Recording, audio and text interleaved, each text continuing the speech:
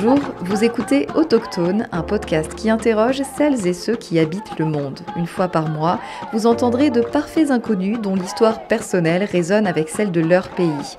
Je m'appelle Maud Calvès, je suis journaliste reporter et j'ai eu la chance pendant un long voyage en Amérique latine de rencontrer tous ces gens autochtones. C'est l'occasion d'entendre des témoignages rares qui questionnent notre rapport au monde. Ce podcast est entièrement autoproduit et j'ai besoin de vous pour le soutenir. N'hésitez pas à vous abonner, mais aussi à mettre des cœurs, des commentaires et pourquoi pas un tour sur la page Instagram. Bonne écoute!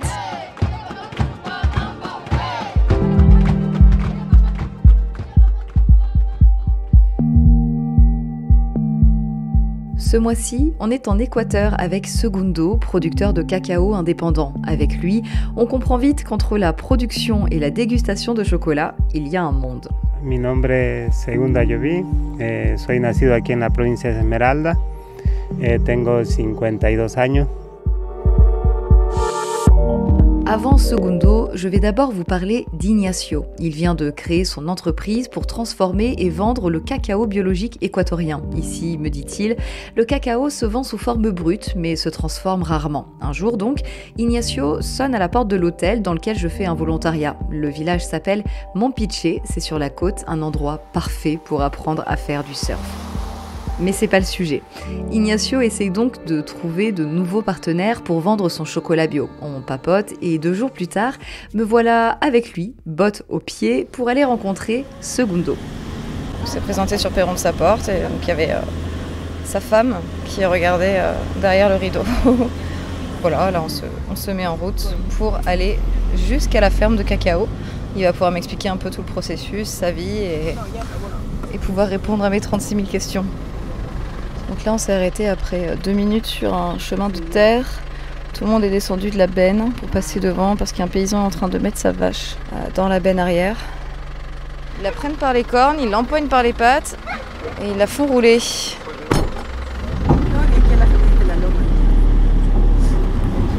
Pour rejoindre la ferme, il faut prendre un terrain de terre qui monte avec beaucoup de boue.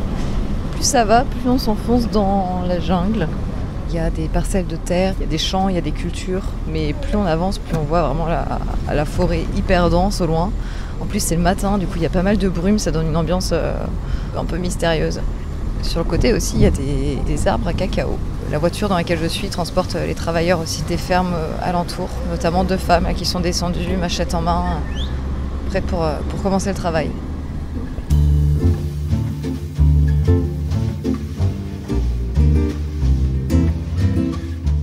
Segundo, il doit faire un bon 1,90 m, la peau noire, assez réservée et le regard fuyant au début. Je le rencontre sur le perron de sa porte, dans un village au bord de la route principale. Il vit là, avec sa femme et ses 5 enfants, pour qu'ils puissent avoir accès à l'école. Alors, toutes les semaines, quand il quitte le village, il s'isole 4 jours dans la ferme. Ce serait trop fatigant de revenir tous les soirs. Ok, donc là, on vient de traverser une grosse rivière sur des rondins de bambou. C'était un petit exercice d'équilibriste, mais qui s'est pas trop mal passé. Et donc là, en fait, la ferme de Segundo, elle est vraiment de l'autre côté de la rivière. Il faut juste monter une petite pente. Forêt, rivière, beaucoup de boue.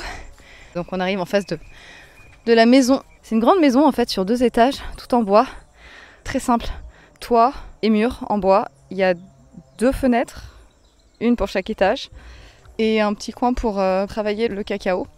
Je me suis dit que ce serait une bonne idée de faire un épisode d'Autochtone avec un producteur de cacao, puisqu'ici c'est une grosse production en Équateur. Ils produisent mais ils ne transforment pas. Et donc j'avais très envie de rencontrer une personne qui produit en fait du cacao et qui pourrait un peu m'expliquer la réalité de sa vie de producteur de cacao. Parce que voilà, nous on mange notre morceau de chocolat avec notre café, mais on se rend absolument pas compte, je pense, en tout cas moi non, tout le processus que ça implique derrière.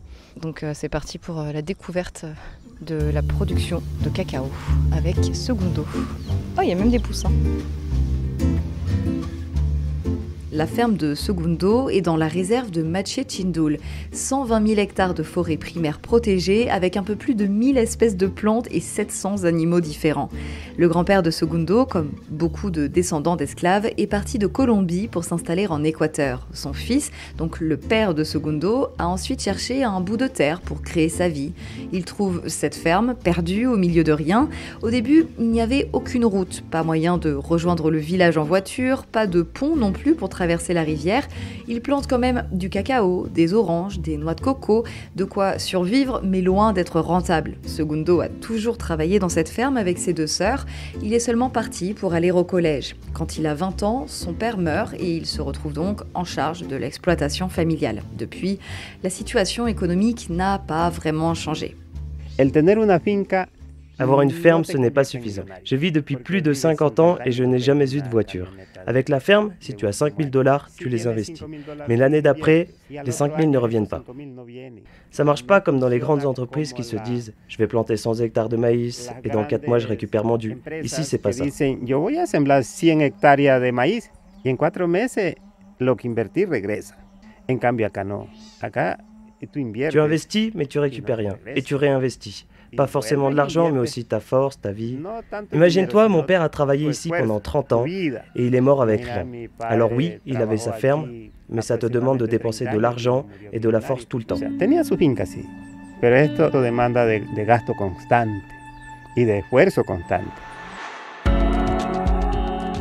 L'Équateur est dans le top 5 mondial des producteurs de cacao. Plus de 300 tonnes par an, direction principalement l'Europe. La production de cacao dans le pays, c'est une longue histoire qui remonte à plus de 5000 ans.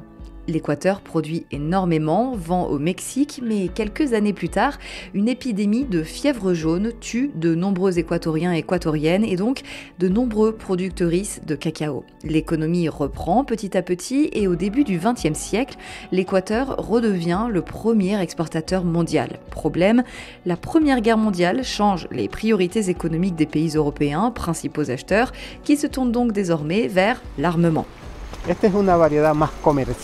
Aujourd'hui, le pays produit principalement 2 espèces. La nationale, avec une coque violette pour sa finesse d'arôme, mais assez fragile, c'est celui que Segundo produit, et le CCN 51 pour la culture intensive, plus résistante. La différence de revenus entre les deux est très faible, alors les producteurs se tournent souvent vers le moins fragile et le moins bio aussi. Dans les 2 cas, les revenus ne sont pas mirobolants, alors depuis longtemps, Segundo vit dans la pauvreté économique. Il y a des jours meilleurs et d'autres vraiment difficiles. En mi vida, un momento difícil. No tener que comer, no tener que darle. Dans ma vie, un moment difficile, ne rien avoir à manger, ne rien avoir à donner à mes enfants. Parce qu'il y a eu des jours très difficiles. Tu as des doutes, tu ne peux pas payer, c'est un peu difficile. La vie pour moi c'est pas mal de sacrifices, mais la vie c'est comme ça.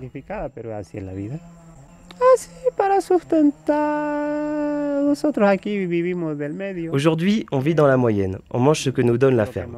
On a des oranges, des fruits, des animaux, de tout. On s'est marié dans le coin, on a des chiens. Quand on a un peu d'argent, on achète des choses. Quand il y a de la nourriture, on en profite. Quand il n'y en a pas, ça finit par passer. On fait avec ce qu'il y a.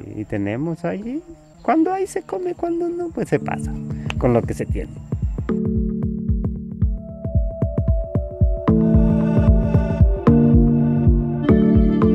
Le prix de son cacao dépend des cours du marché. 100 kilos, ça se vend environ 40 $, enfin au moment où j'enregistre. Négociants, acheteurs, courtiers, ce sont eux qui décident du prix et d'une année à l'autre, en fonction des conditions climatiques, il peut considérablement changer. Pas de stabilité donc pour les producteurs de cacao, plus de 150 000 familles vivant de cette économie sur la région côtière, dans les Andes et en Amazonie aussi. La ferme de Segundo est très loin et parfois la coopérative qui récupère son produit ne vient pas jusque chez lui. Pour acheminer les sacs de plusieurs dizaines de kilos, il perd donc en plus quelques dollars sur le coût de revient. Pour cultiver du cacao, il faut beaucoup de pluie et un thermomètre constant autour de 25 degrés. Quand le cacao est mûr, on le récolte avec une longue canne ou à la machette en fonction de la taille des arbres. Il faut ensuite casser la coque, la cabosse et sortir les graines vendues ensuite à des intermédiaires. Quand Segundo a assez d'argent, il emploie un peu de main-d'œuvre pour entretenir son terrain. C'est rare, mais ça arrive. Sinon, la grande partie du temps, il fait tout seul et ses fils viennent l'aider quand ils n'ont pas école. Alors, quand je lui demande s'il a des rêves, Segundo me répond qu'il faut être réaliste et ne pas perdre de temps à penser à l'impossible. Miles, pero se quedaron ahí plasmados. Mille, mais ils resteront ici. Le rêve et l'espérance dont on a besoin, c'est d'avoir le nécessaire pour vivre chaque jour et donner à tes enfants le peu que tu peux. Pas ce dont ils auront besoin parce que dans leur vie, ils vont avoir besoin de beaucoup, mais seulement ce que tu peux donner, le plus basique. La santé, la stabilité, l'éducation, autant que tu peux. Et accomplir le cycle de la vie. Naître, grandir, faire des enfants et c'est terminé. Poder educarlos hasta donde se puedan y de allí para allá cumplir el ciclo de la vida. Si naces, creces, reproduces y te acabas. Emprender otras cosas o otros sueños. Entreprendre autre chose ou d'autres rêves. Faire ce que pourraient faire mes enfants, par exemple, si je leur dis « j'aimerais apprendre l'anglais ». Ils vont me répondre « pourquoi faire, papy ?» Il y a des choses, il faut être pragmatique. Il y a des choses, si tu les veux vraiment, tout peut être possible, non ? Mais il faut être pratique dans nos choix. Ah, je pourrais être avocat. Oui, mais tu aurais fini à 80 ans. Alors pourquoi faire ? Si tuviese un poco más de dinero, una fuente más. Aquí se pueden hacer muchas cosas. Si j'avais un peu plus d'argent ici, je pourrais faire beaucoup de choses. Planter des granadillas, monter une petite entreprise. En général, on aspire à avoir quelque chose de productif, pour continuer à générer de l'argent. Partir découvrir un autre pays, pourquoi pas, mais seulement pour visiter. Pero solo para irlos a conocer. Ir a trabajar porque me dicen me vas a ganar un poco más y qué sé yo. Pero regreso de allá viejo y qué hago. Y aller pour travailler parce qu'on me dit qu'on gagne plus d'argent là-bas, et après je rentre en étant vieux. Et qu'est-ce que je fais ? Les gens partent travailler, ils vont en Espagne, mais reviennent assez vieux avec peu d'argent. Ils achètent une petite maison, 2 hectares et terminent leur vie. Moi aussi je vais la terminer. Tu peux aller où tu veux, mais un jour il va falloir rentrer et réapprendre la vie. Reemprender su vida, porque algún día usted ha de dejar de viajar.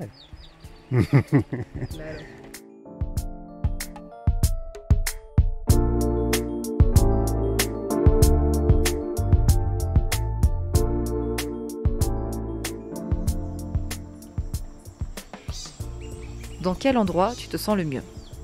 El lugar donde me siento mejor, donde tenga paz, con mi familia. En cualquier lugar me puedo sentir. Un endroit où je suis en paix. Avec la famille, dans n'importe quel endroit, je peux me sentir bien. Je pourrais aller dans n'importe quel endroit du monde, mais je serai en paix que si je sais que j'ai rempli toutes mes responsabilités.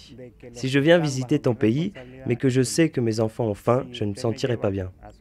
Donc, si j'ai la certitude que j'ai fait tout ce que j'ai pu et que tout roule pour les gens autour de moi, alors je me sens bien. Esté seguro de que ellos están bien, yo estoy bien. Las botas son una muy buena idea. Je suis en train de dire que je suis très contente d'avoir pris mes bottes. Je voulais faire la maline et juste prendre mes petites chaussures de trek en disant bon ça va aller. Et heureusement Ignacio il m'a dit non prends vraiment des bottes en fait parce que tu vas pas pouvoir venir. Et effectivement, après une demi-heure de marche dans la boue où ma botte reste à moitié enfoncée dans la terre, c'est une bonne idée de prendre des bottes. Voilà, merci Ignacio. Au début, Segundo était timide. Il me dévisageait et fuyait mon regard, l'air d'ignorer le fait que je sois là, avec mon appareil photo, mon enregistreur. Mais petit à petit, la glace se brise, on commence à rigoler de pas mal de situations ensemble, des bottes qui se coincent dans la boue, ou de lui grimpant aux arbres avec une facilité déconcertante. Ouh. Hop là. Une orange. 2 oranges. C'est un mélange de boue par terre, de plantes vertes, de bois, de feuilles mortes de bananiers, plein d'arbres à cacao, d'orangers, des mandarines aussi, des cocos. Là il se retourne et il me regarde, il me dit « Tu veux de l'eau de coco ?» Hop là, il prend un bâton, il fait tomber une noix de coco et là il est en train de la tailler. Waouh, Kichimba. Muchísimas gracias.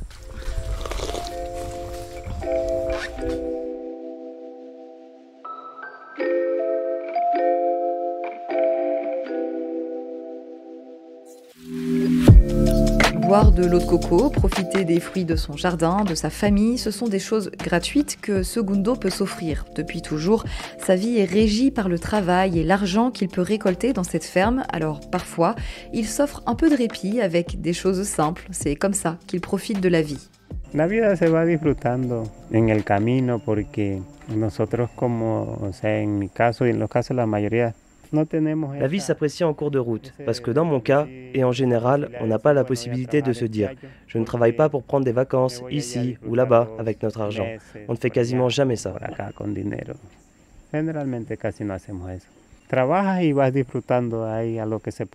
On travaille et on essaie de profiter comme on peut. Parfois, je ne travaille pas pendant une journée pour aller avec ma famille à Mompiche. On achète une poule et on la cuisine. Et voilà, c'est comme ça, on ne peut pas aller plus loin. Ce serait quoi ton meilleur souvenir? Mi primera novia, ma première petite copine. Porque c'est quelque chose qui te marque à vie. Ce sont des souvenirs agréables que tu as parce qu'à ce moment-là, tu as une petite copine, tu vis chez tes parents, tu n'as pas de travail donc tu peux penser à ta relation. Comment faire en sorte que ça marche? Que faire ensemble? Et une pensée en chasse une autre. Et tu fais des choses avec elle. On va là. Ce sont des souvenirs qui te marquent.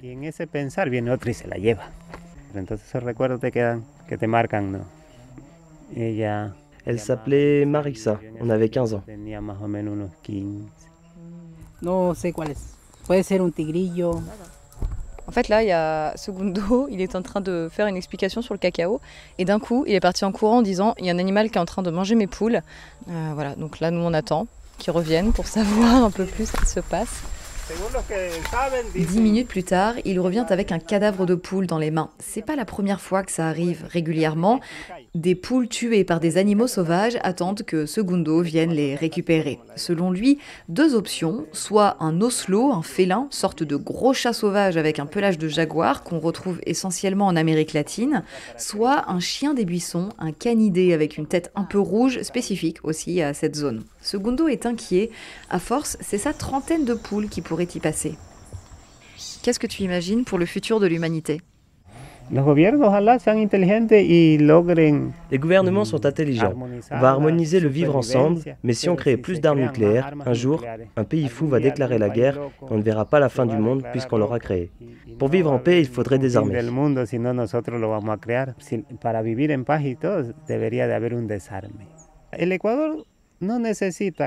L'Équateur n'a pas besoin d'armes. 20 millions de dollars pour acheter un avion? Pourquoi tu as besoin d'un avion de guerre? Alors que nos pays sont déjà délimités. Même si l'un veut voler l'autre et vice-versa, c'est bon, on connaît déjà nos frontières. Regarde ce qu'il se passe en Équateur. Il n'y a tellement pas d'argent que la police ne veut pas contrôler la délinquance. Juste la délinquance. Solo la delincuencia. On passe quelques heures dans sa ferme. Il ne me fait pas visiter sa maison et je n'insiste pas parce qu'il n'a pas l'air très à l'aise. Après un tour de l'exploitation, quelques oranges dans le ventre, Segundo cueille quelques maniocs, met la poule morte dans son sac et nous voilà repartis. Allez, c'est parti. La galinas. Sur le retour, il pleut beaucoup. Il faut faire attention à ne pas glisser pour rejoindre la première rivière, celle qu'on doit traverser sur un radeau de bambou. Ensuite, une fois au village, pas de voiture. On attend 1 heure sous la pluie, puis une moto finit par arriver. Segundo nous dit de monter dessus, vite, faut pas la louper. Les au revoir sont rapides et on se quitte avec cette dernière question, celle qu'il aimerait vous poser. Bueno, para los que escuchan esta transmisión, pour ceux qui écoutent cet épisode, si un jour on peut communiquer, comment est votre pays? Comment sont les gens là-bas? Comment est la vie? Si j'avais eu 25 ans, j'aurais dit « dites-moi s'il y a du travail ». Mais je n'ai plus 25 ans. Avíseme si hay trabajo. Pero ya no tengo 25.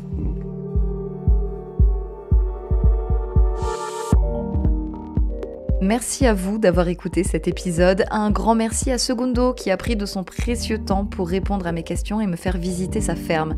Cet épisode n'aurait pas vu le jour sans Ignacio, mille merci. La voix de la traduction, c'est Bastien Houbon, un voyageur venu au Pérou depuis Grenoble, merci à lui.